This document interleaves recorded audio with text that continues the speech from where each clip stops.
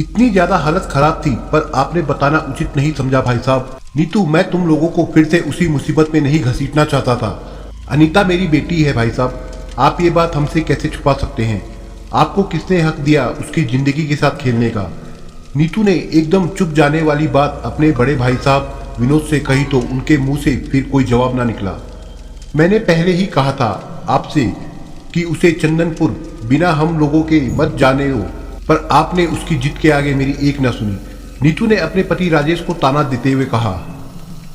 उसकी छुट्टियां थी इसलिए मैंने उसे मना नहीं किया था, लेकिन मुझे क्या पता था कि ऐसा कुछ भी हो जाएगा।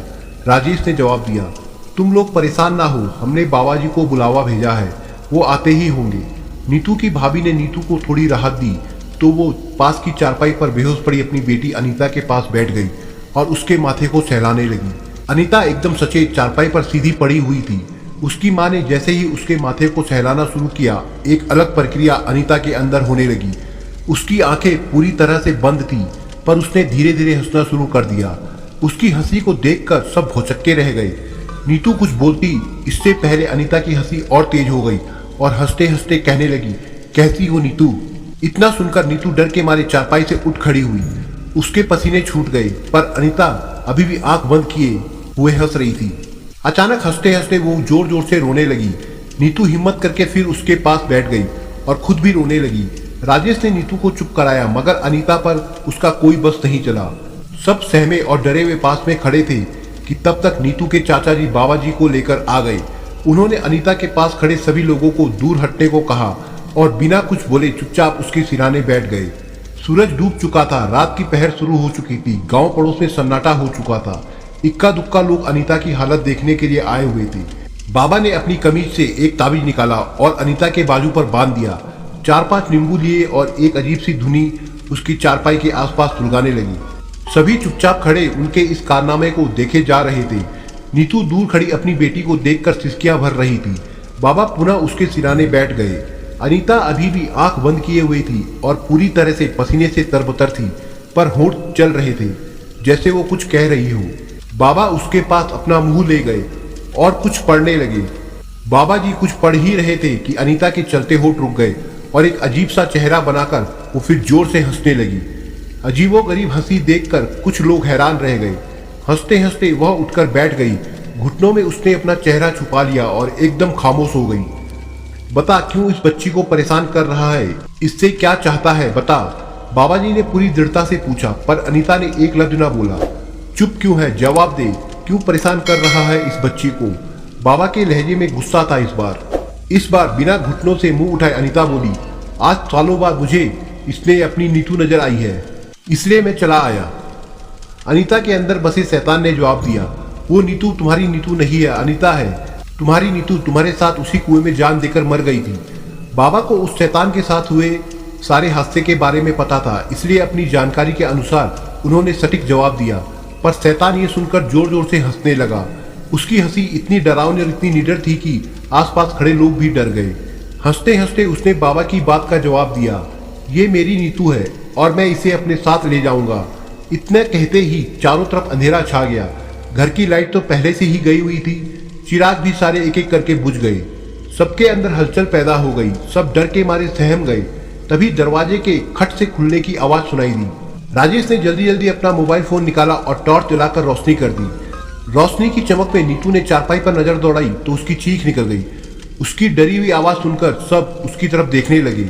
सबने चारपाई पर नजर दौड़ाई तो सबके होश उड़ गए। चारपाई खाली पड़ी थी, चारपाई पर कुछ भी नहीं था। अनीता, मेरी बच्ची कहाँ गई? मेरी बच्ची! नीतू जोर जोर से चीखने चिल्लाने लगी। देखो, किसी कमरे में छुप गई होगी जाकर। बाबा ने बताया तो सब जल्दी जल्दी कमरों की तलाशी करने के लिए चल दिए, पर सबकी जुबान पर एक ही जवाब था, कमरे में कोई नहीं है। ये सुनकर बाबा जी भी थोड़ा सहम गए। बाबा, मेरी बच्ची कहाँ गई? मेरी बच्ची! नीतू रोकर बाबा जी से पूछने लगी। वो उसे अपने साथ उसी पुराने कुएं पर ले गया होगा, बाबा ने जवाब दिया। क्या? राजेश ने आश्चर्यजनक शब्दों में कहा। बाबा जी ने बिना कुछ बोले सिर हिला दिया। मुझे मेरी बेटी चाहिए, मुझे मेरी अनीता चाहिए। नीतू जोर जोर से रोने चिल्लाने लगी। रोने धोने से कुछ नहीं होगा, इससे पहले कि कोई अनहोनी हो जाए हमें जल्द से जल्द कुएं पर पहुंचना चाहिए। बाबा जी ने उचित राय दी। रात काफी हो चुकी थी, चांद की रोशनी भी छुपकर बैठी हुई थी। हर तरफ अंधेरा ही अंधेरा था। ऐसे में पुराने कुएं तक जाना मौत को दावत देने के बराबर था। वो इलाका इतना वीरान और सुनसान था कि दिन में भी उधर किसी की जाने की हिम्मत नहीं होती थी। पर अनीता की जिंदगी का सवाल था, जिसे मद्देनजर रखते हुए राजेश, बड़े भाई साहब, चाचा जी और बाबा जी कुएं की तरफ चल दिए। कुआं गांव से दूर महुए वाली बाग में था। कोई रोशनी नहीं थी। खेतों को पार करते हुए चारों लोग महुए वाले बाग की तरफ बढ़ते चले जा रहे थे।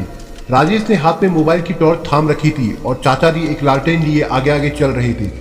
दूर कहीं कुत्तों के भौंकने की आवाजें आ रही थी। पास के खेतों से सियारों की रोने की आवाज जारी थी। सब तरफ सन्नाटा पसरा हुआ था। बाबा जी कुछ पढ़ते हुए लंबे लंबे कदमों से बढ़ते चले जा रहे थे। बाग से थोड़ी दूर पहले बाबा जी के कदम अचानक रुक गए। क्या हुआ बाबा? राजेश ने पूछा। वो इतनी आसानी से हमें नहीं मिलेगी। कुछ बातें हैं जिन्हें आप लोग ध्यान कर ले, बाबा जी सचेत करते हुए बोले। कैसी बातें? भाई साहब ने पूछा। जुम्मन चाचा की लड़की के मरने के बाद वो कुआं पिछले साल पूरी तरह से तंत्र मंत्र से बंद कर दिया गया था, पर उस जालिम की रूह यहीं बाग में रह गई थी। अनीता भूले भटके यहाँ महुआ लेने आ गई थी, जिसकी खुशबू उसे उसकी नीतू जैसी लग गई, जिससे वो आशिक हो गया। तो ध्यान रहे, वो इधर उधर बाग में ही होगा। हमें उसे पूरी बाग में ढूंढना है, सिर्फ कुएं पर ही नहीं, क्योंकि कुएं में एक जान या कोई एक मौत नहीं हुई है।